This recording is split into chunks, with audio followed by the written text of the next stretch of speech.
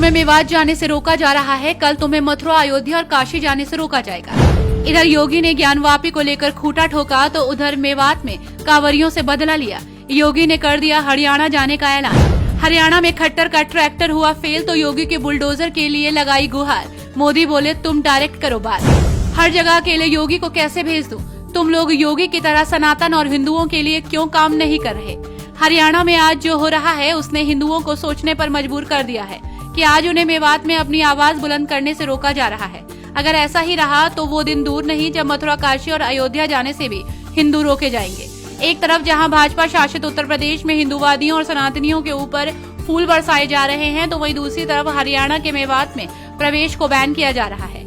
मेवात की घटना में हिंदूवादियों को सोचने पर विवश कर दिया है।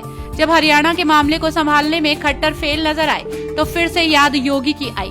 अब एक अकेले योगी कहां और क्या क्या संभाले। मणिपुर में हालात बेकाबू होते हैं तो योगी की याद आती है।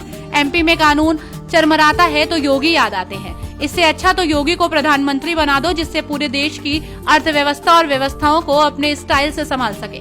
मेवात के मामले में खट्टर ने पीएम मोदी को फोन करके क्या कहा और योगी का क्या रुख है, इस सब के बारे में तो हम आपको बताएंगे, लेकिन उससे पहले आप जान लीजिए कि जब योगी आदित्यनाथ पहली बार ज्ञानवापी को लेकर बोले तो कैसे रातों रात मस्जिद मंदिर में तब्दील हो गई। आपको बता दें कि इंटरव्यू के दौरान सीएम योगी ने कहा कि ज्ञानवापी को अगर मस्जिद कहेंगे तो विवाद होगा। भगवान ने जिसकी दृष्टि दी है वो देखे ना।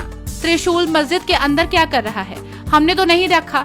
वहाँ ज्योतिर्लिंग है, देव प्रतिमाएं हैं, दीवारें चिल्ला चिल्ला के कह रही हैं। उन्होंने कहा कि मुझे लगता है कि मुस्लिम पक्ष की तरफ से प्रस्ताव आना चाहिए कि साहब ऐतिहासिक गलती हुई है, उस गलती के लिए हम चाहते हैं कि समाधान हो। ये मुस्लिम समाज की ऐतिहासिक गलती है, समाज को अब इसके समाधान की पहल करनी होगी। मुख्यमंत्री ने कहा कि ज्ञानवापी में भौतिक साक्ष्य हैं, शास्त्रीय और पुरातत्व प्रमाण भी हैं, इस पर न्यायालय से निर्णय होना चाहिए।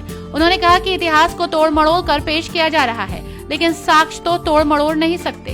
उन्होंने कहा कि भगवान ने जिसे दृष्टि दी है वो देखे कि मस्जिद के अंदर त्रिशूल क्या कर रहा है। हमने तो नहीं रखा।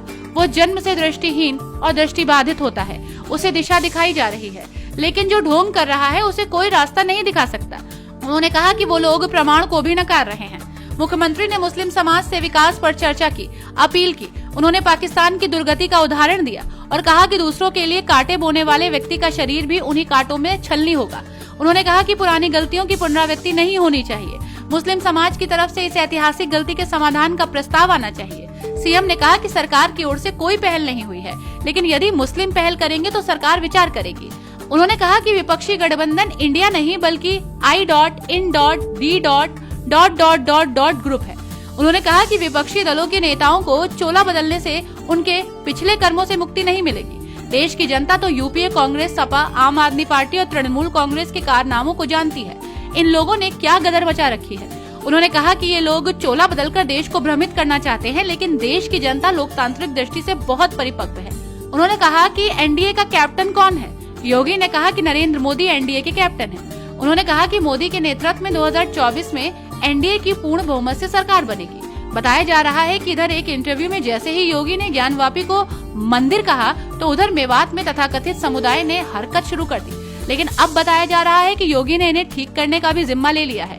न सिर्फ यूपी बल्कि हरियाणा में भी अब योगी आदित्यनाथ उपद्रवियों को ठीक करने के लिए उड़ान भरेंगे। Bureau report, TNF today.